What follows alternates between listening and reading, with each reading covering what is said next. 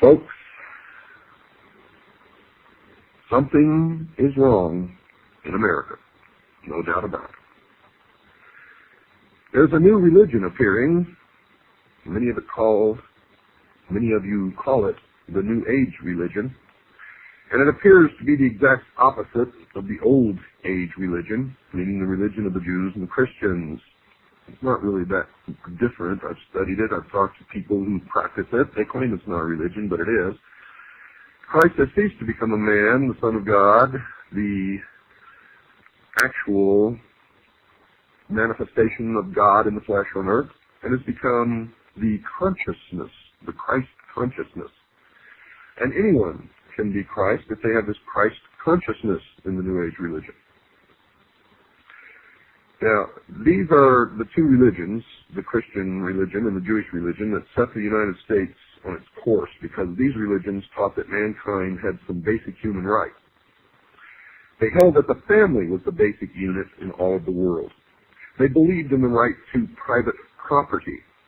They believed in the unalienable, which is defined as being incapable of being surrendered, right to life. They held that each person had the right to worship their God, and they held that all had the right to freedom of association. As shall be so disclosed during this series. These positions were deemed to be self-evident by those who wrote the American Declaration of Independence and the Constitution, and became the cornerstones of the American civilization. The term self-evident, folks, means that these human rights were not worthy of debate because they stood on their own simply because they were true. They could not be debated because they were creator endowed by God. Yet, folks, today these cornerstones of American life are no longer self-evident to many. They are being publicly discussed. People and organizations are now debating whether an individual has the basic human rights to life, liberty, and property. There's a great danger in this. Friedrich Wilhelm Nietzsche, a German philosopher and one of the teachers of many of the world's leading communist revolutionaries and international socialists, put the argument quite succinctly in this statement, quote, "I condemn Christianity. I raise against the Christian Church the most terrible of all accusations that any accuser uttered. It is to me the highest conceivable corruption," unquote. Remember, the priests, the initiates of the mystery schools, believe that Christianity is a corruption of the mysteries, the worship of Lucifer, represented by the sun, the light, Osiris. Tex Mars, an author who has written in opposition to the New Age, wrote this about their hatred of the Christians, quote, "The New Age believer is told, you could be a god in the next instant if only those horrible Christians weren't around with their poisonous attitudes," unquote. That thought was illustrated by another of the important New Agers, David Spangler, who wrote this in his book entitled Reflections on the Christ. Quote, "We can take all the scriptures and all the teachings and all the tablets and all the laws and all the marshmallows and have a jolly good bonfire and marshmallow roast, because that is all they are worth," unquote. So the New Age, like the Masons, feel that Christianity is the enemy, a force to be countered, not by open debate, but by contempt and ridicule, and as shall be illustrated later, by even murder. And remember, the source of the New Age movement is the order of the Freemasons. Other parties wish to join the debate.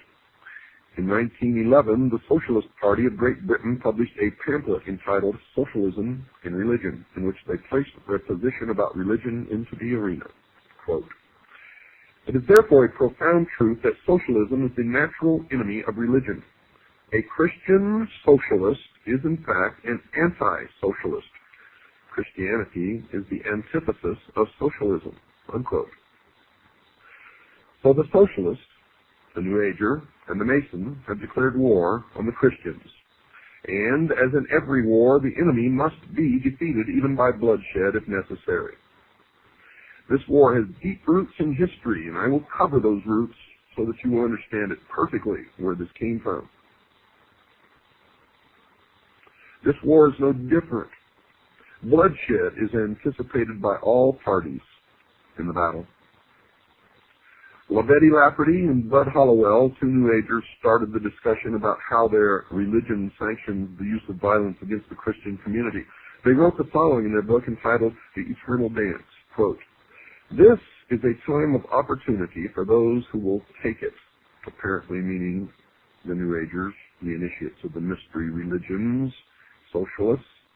For others, apparently the Christians, if the earth is unsuitable for them, if they will not accept the New Age religion, they will go on to other worlds, unquote, which simply means they will be exterminated. You better listen to me, folks. I am a messenger, and my message is unmistakable, and it had better not fall upon deaf ears, for those deaf ears will be rendered dead in the coming New World Order. Another New Age spokesman, Maharishi Mahesh Yogi, the guru sought out by the rock and roll group known as the Beatles and others, has been quoted as saying, quote, "There has not been and there will not be a place for the unfit. The fit will lead, and if the unfit are not coming along, if they will not accept the New Age religion, there is no place for them. In the age of enlightenment, there is no place for ignorant people.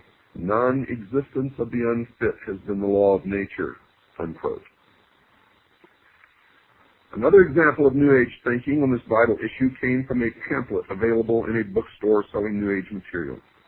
It was published by something called the Guardian Action Publications of New Mexico, and it was entitled Cosmic Countdown.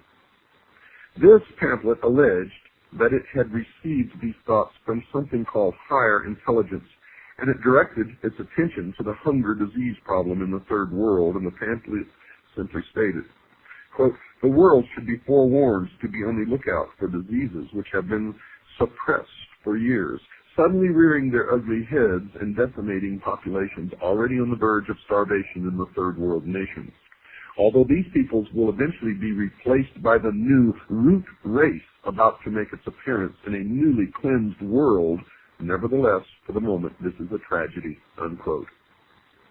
You see, they have made incredible admissions, but none of you are looking, none of you are reading, none of you are absorbing.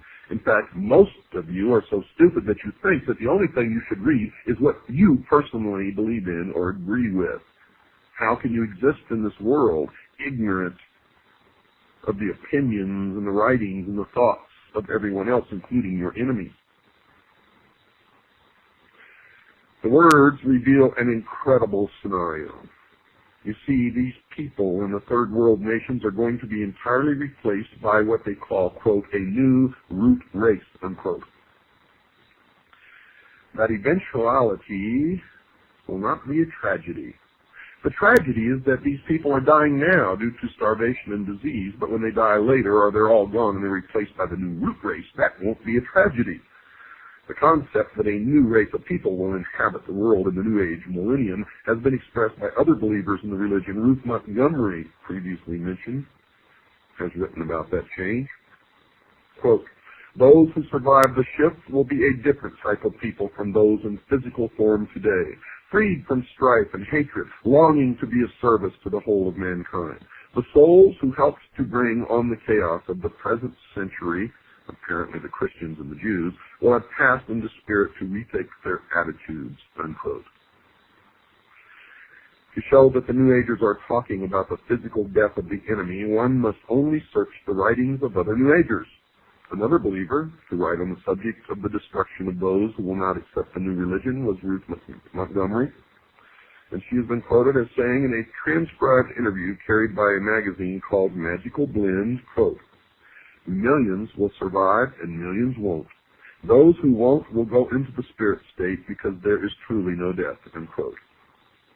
Estimates of the number to perish have been made by some New Agers. One who has made such an estimate is John Randolph Price, who was quoted by Tex Mars in his book about the New Age, and he said that, quote, "John Randolph Price was told by his spirit guide that up to 2.5 billion might perish in the coming chaos," unquote. And we already know that the goal of the plan called Global 2000 is to deplete the population by 2 billion people by the year 2000. Now, that estimate is about half of the current world population, 2.5 billion. Another estimate of the number required to die because they will not accept the new religion was offered by the so-called Tibetan master, Wal Kul, who has said in one of his channeling experiences that 1/3 of all humanity must die by the year 2000. And that would be about 2 billion people, at least. Channeling is one of the strange activities occurring inside the New Age religion. I have witnessed this, and I can tell you most channelers are just fraudulent con artists who are taking the money of those who pay to hear this channeling from dead spirits or ancient teachers or other world spirits. Some of the believers claim that they have the ability to call forth the deceased spirit of someone who lived many years before. Quite often, these spirits claim to be the ascended masters, those who have gone on to discover the eternal truths of all creation. One such believer who claimed to be in touch with a master was Alice Bailey, previously mentioned. Her spirit called himself Wal Kul, and she claims he spoke through her saying, quote, "Death is not a disaster to be feared. The work of the destroyer is not really cruel or undesirable. Therefore, there is much destruction permitted by the custodians of the plan, and much evil turned into good," unquote. Now, just what the plan constituted was told to the world by Benjamin Krim, another New Age leader. He placed an advertisement in about 20 newspapers all over the world on April the 25th, 1982, that defined the term. The ad read in part, quote, "What is the plan? It includes the installation of a new world government and new world religion under Maitreya," unquote. But perhaps the most startling example of the teachings of this new religion came from the pen of Barbara Marx Hubbard, one of their most articulate writers, and she wrote in her book entitled Happy Birthday, Planet Earth, quote, "The choice is, do you wish to become a natural Christ, a universal human, or do you wish to die? People will either change or die, that is the choice," unquote. So the people of the world will be given a choice. They will choose to accept the new religion, or they will choose to die. The battle lines are drawn. Choices will have to be made. I have made my choice. What is yours? Some of the leading socialists of the past have shown that they too have chosen up sides. One such individual was Adolf Hitler, the head of the German government during World War II, who held no conviction that the murder of over 50 million people during that war was wrong. He considered himself to be an agent of this unseen God in reducing the population of people that he held to be undesirable.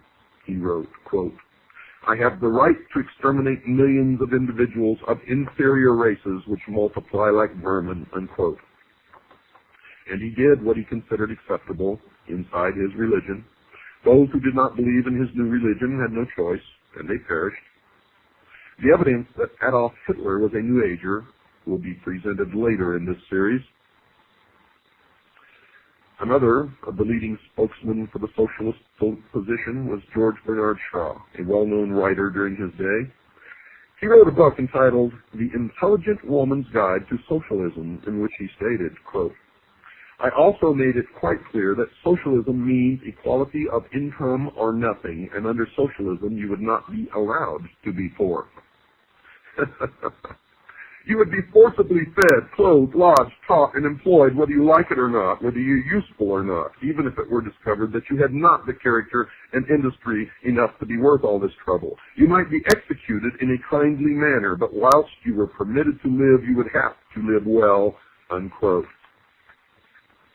Socialism is the greatest perversion, deception, and lie that has ever existed on the face of this earth, and has brought nothing but misery, death, poverty to people who have been subjected to its cruelties. The Masonic writer Albert Pike placed the Masonic order into the discussion when he wrote this in his book Morals and Dogma. Quote, "It is not true to say that one man, however little, must not be sacrificed to another, however great, to a majority or to all men. That is not only a fallacy, but a most dangerous one. Often one man and many men must be sacrificed to the ordinary sense of the term to the interest of the many. The interest and even the life of one man must often be sacrificed to the interest and welfare of his country." Unquote. The religious view is that the sacrifice of one life for the interest of the many is murder. And those who believe in the God of the Bible are told not to commit this act. The commandment against this practice is contained in Exodus 20, verse 13 of the Old Testament, and in Matthew 5, verse 21 in the New, and is simply expressed in these simple words, quote, "Thou shalt not kill," unquote. The principle is easy to understand. No person has the right to take the life of another. This understanding is nearly worldwide.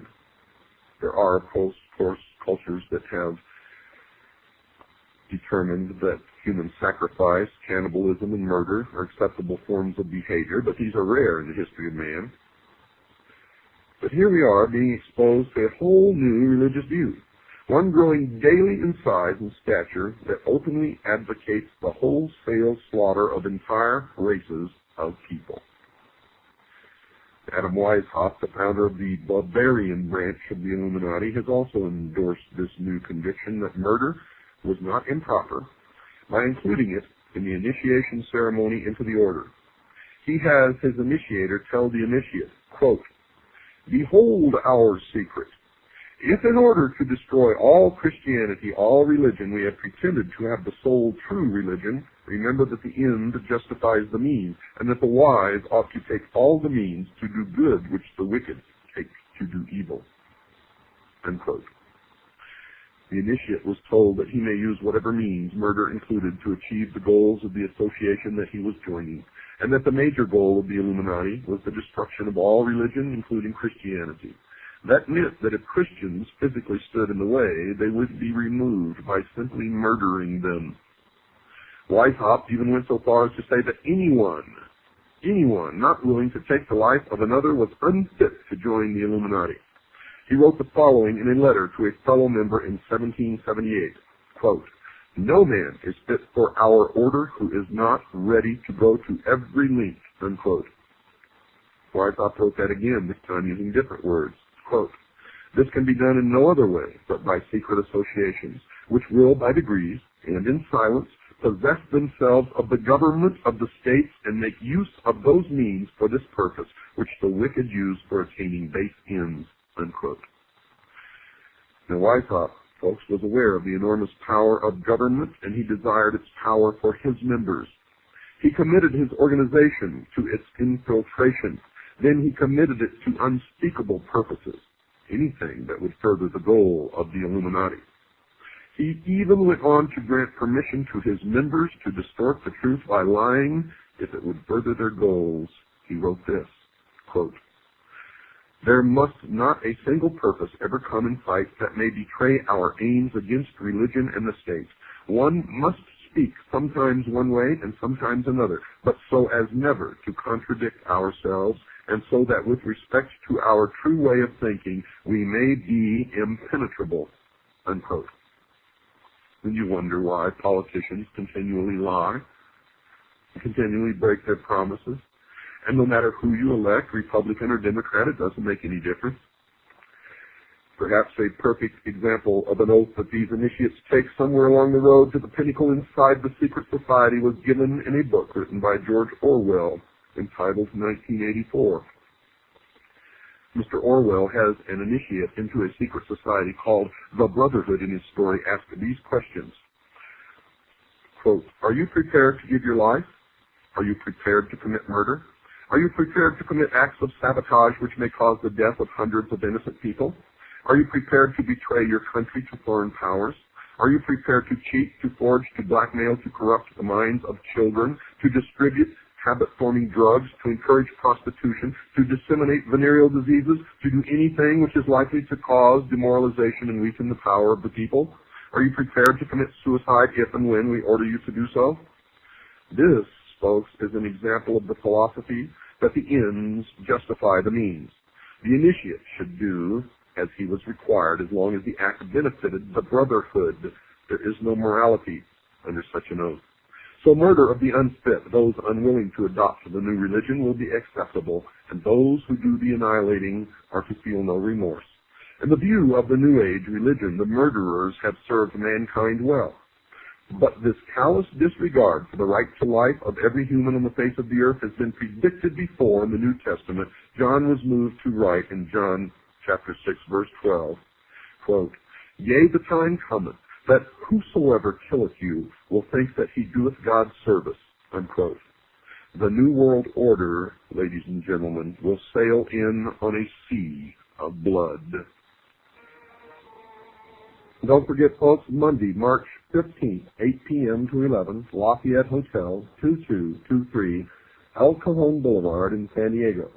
That's Monday, March 15th. I'll be there from 8 to 11, the Lafayette Hotel, 2223 El Cajon Boulevard, San Diego. I'm going to present a lecture with quite a bit of videotape entitled The Sacrificed King, and prove to you once and for all beyond any shadow of a doubt that John F. Kennedy was not killed by our government, but by the mystery schools, specifically the branch known as the Scottish Rite of Freemasonry. You will see the missing frames, the footage of the Zapruder film that the public has never been allowed to see before. You'll see it with your own eyes.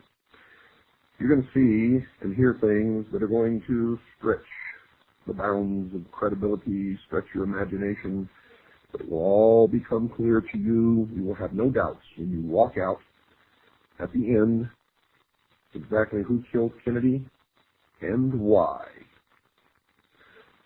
Well, let's continue here. The New Age religion, folks, is going to have a worldwide leader, a charismatic political and religious leader that they call Lord Maitreya. At least so far, that's who they call him, or that's what they call him. This individual, as far as I know, has not made his public appearance yet, but the New Agers claim that he is on the earth at the present time. They claim that he came to live with the Asian community in East London, England, in July 1977 by descending from his ancient retreat in the Himalaya Mountains along the border of India and Tibet. They further believe that his imminent emergence into full public view is assured.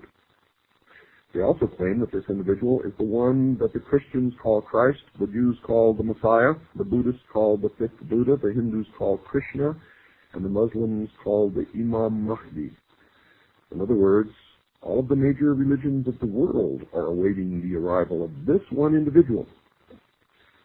It is their claim that this one individual living now in London is the one expected by all of these religions. However, when we search London with a fine-tooth comb, we can find no trace of any living individual named Maitreya or fitting this description, or recognized as this religious leader.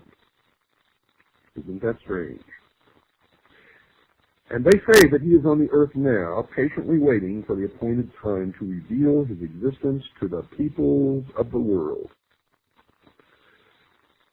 They say that he will apparently assume the leadership of all of these religions, and when he does, he will create a one-world religion. The New Agers have written that in the esoteric tradition, previously defined as being intended for or understood by only a chosen few as an inner group of disciples or initiates, in other words, the esoteric means hidden. They claim that the word Christ is not the name of an individual, but the name of an office or function within the spiritual hierarchy of masters. They claim that the masters are a group of perfected men who have guided human evolution from behind the scenes for centuries, and they believe that this Lord Maitreya is that Christ. Now, Manly P. Hall has written of this individual by identifying him as, quote, the way, the truth, and the life, which coming to every life redeems all who accept it, unquote. Tex Mars has quoted this individual as saying, quote, my army is ready for battle, my masters of wisdom and myself at the head. That battle will be fought for the continuance of man on this earth. Rest assured that my army shall triumph, unquote. Well, it appears that the battle to be fought between the followers of Lord Maitreya and the rest of humanity is still in the future. But at least one of the participants has an army already prepared. How about you? One who claims to have seen the birth in a vision of someone who seems to fulfill the requirements of this Maitreya was astrologer Jean Dixon. Her major claim to being a prophet is her prediction, reportedly made before the event of the assassination of President John Kennedy in 1963. However, her credentials were dealt a serious blow in 1968 when she also prophesied that the Soviet Union would be the first to put a man on the moon. Another of her prophecies was that the Republican Party would be victorious in 1968. And it was with the election of Richard Nixon, a Republican. But she also predicted that within the following decade, 1970 to 1979, the two-party system, as we have known it, will vanish from the American scene. She further predicted that Richard M. Nixon had excellent vibrations for the good of America and would serve the country well. So you can see that she is a very accurate person from which to judge the course of the future. If you want to know the truth, folks, I am the most accurate prophet of future events in history. In history. Those who question her inability to correctly predict that America, not the Soviet Union, would become the first to place a man on the moon, and that the two-party system has not vanished from the scene, and that President Nixon apparently did not have good vibrations for this nation, and would later be removed from office by the event commonly referred to as Watergate, can only presume that she must have been given inside information about the assassination of President Kennedy. And that would account for her knowing at least, in that event, the true future. Secondly, one can only wonder why this non-prophet should be listened to about anything after her appalling record on prophecies, but there is reason to believe that she might have been asked to write an account of this vision of the important birth by the New Age religion, because they wanted the official imprimatur of someone commonly referred to as a prophet. In other words, folks, her prophecy might have been written to legitimize his claim to be a man-god, so that when this individual made his public appearance himself, the public would marvel at the fact that his birth had fulfilled a prophecy. But in any event, Ruth Montgomery wrote a book about her entitled The Gift of Prophecy, in which she wrote about the very revealing and intriguing vision that Jean Dixon allegedly had. Quote, the vision, which Jean considers the most significant and soul-stirring of her life, occurred on February the 5th, 1962. She saw the brightest sun she had ever seen. Isn't it funny how that sun always pops into this stuff? Now remember that reference to the sun, folks. Stepping out of the brightness were a pharaoh and Queen Nefertiti. Remember here that these two individuals were Egyptians.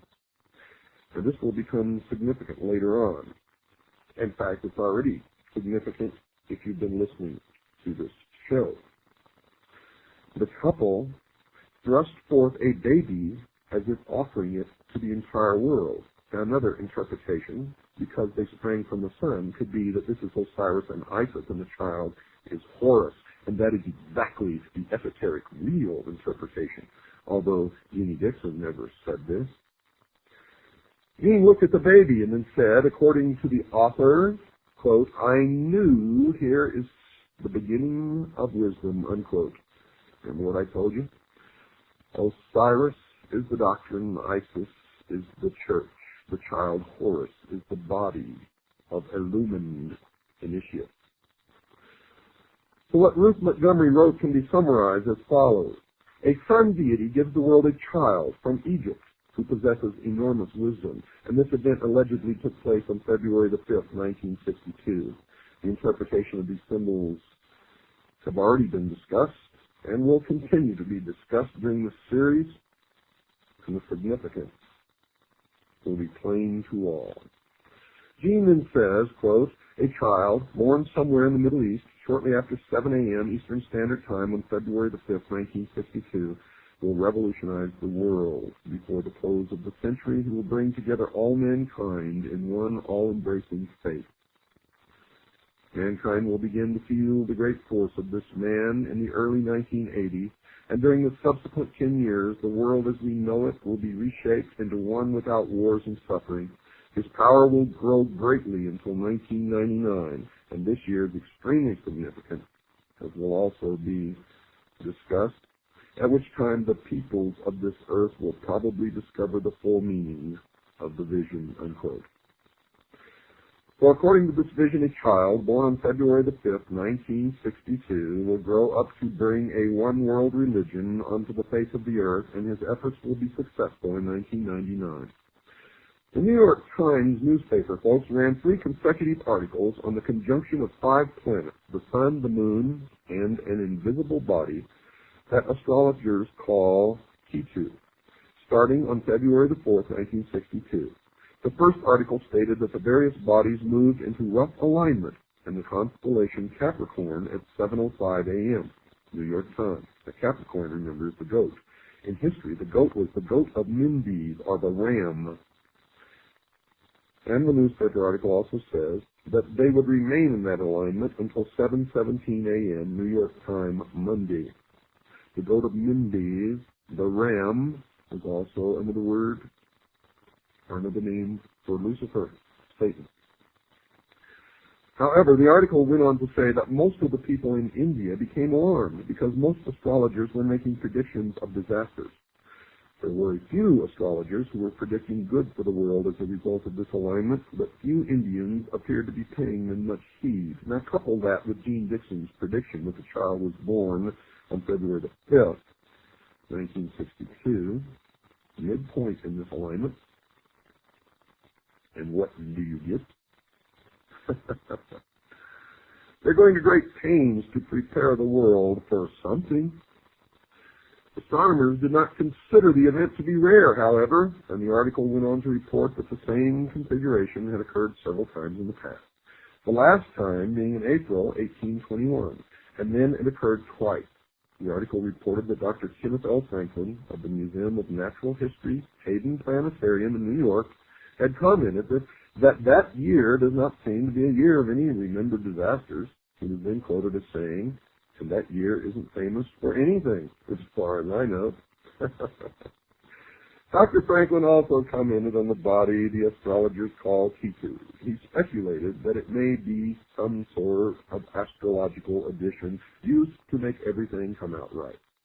He then added that he believed Ketu to be the invisible planet that is frequently taken into account in astrological reckonings, but that he had no idea how it was possible to keep track of something that no one could see, and as far as he knows, didn't even exist. The Times carried another article the next day, Monday, February the 5th, 1962, the date that the supposed child was born, and it repeated the concern of the Hindu astrologers. In fact, that headline read, Hindu astrologers still say it's doomsday, and the subheadline read, Peaceful beginning of planetary event is viewed gravely. Now, the third article in the series ran on Tuesday, February 6, 1962, and carried the headline, quote, Doomsday in India, uneventful, unquote.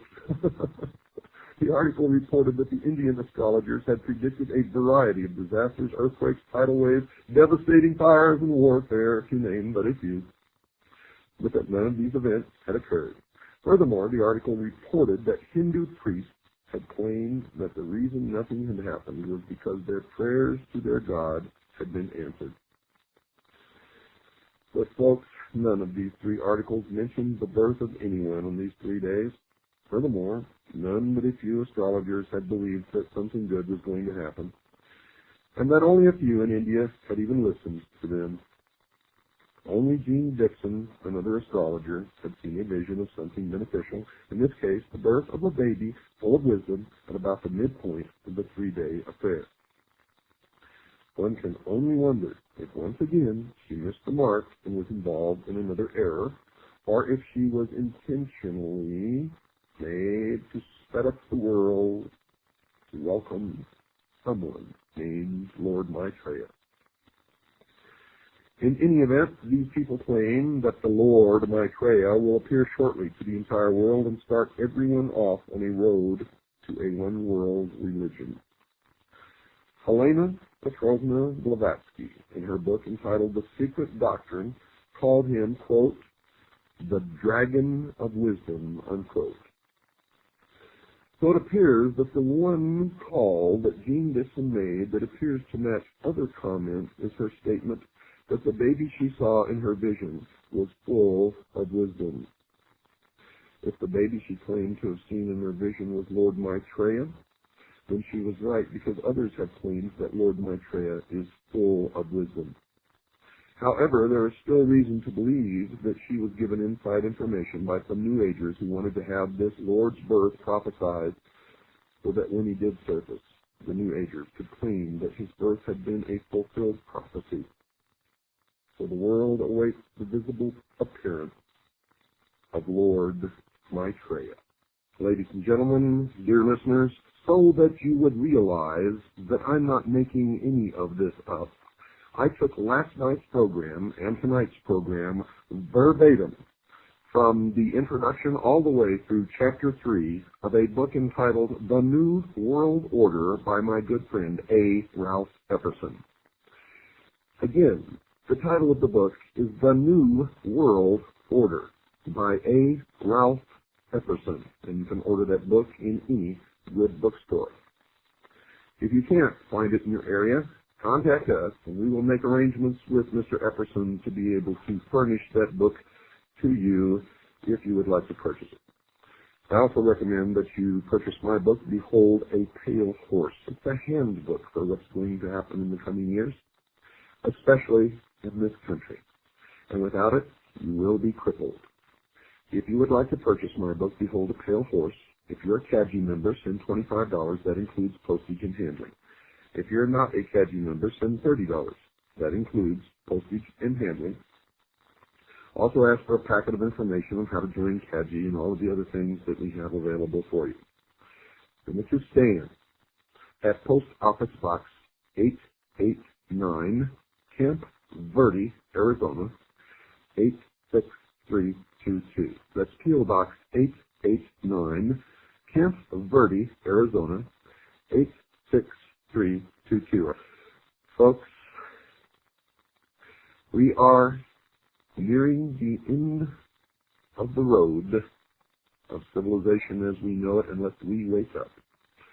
Good night, and God bless each and every one of you.